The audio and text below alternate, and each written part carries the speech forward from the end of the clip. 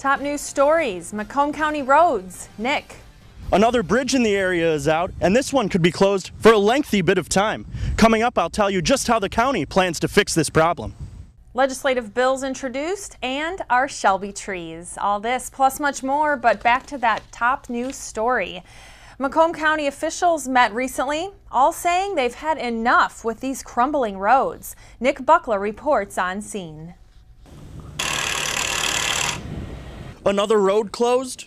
That's been the story for years across southeast Michigan, and Tuesday, Macomb County officials met to voice their displeasure for the lack of funding to fix our ailing roads. The legislature right now, for years, has ignored a responsibility they've had in providing leadership for funding for roads throughout the entire state of Michigan. Ray Township has only 8 access roads for emergency vehicles, and after the closure of the 32-mile road bridge, 5 of these 8 roads are closed.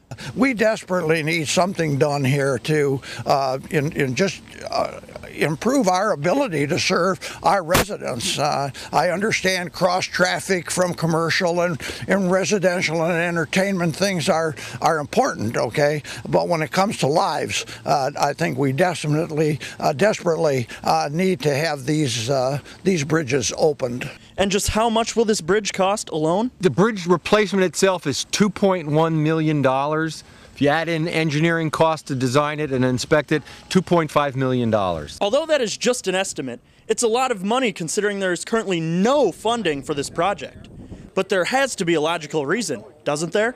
I think it's lack of leadership, and I say that for this reason. Right now, too many people are worried about their political careers. They're worried about their very next election, and I don't really think it's general elections anymore. I think the bigger problem right now is the primary elections, where people are worried that they're going to get targeted in a primary if they vote for a certain thing or they do something that's right.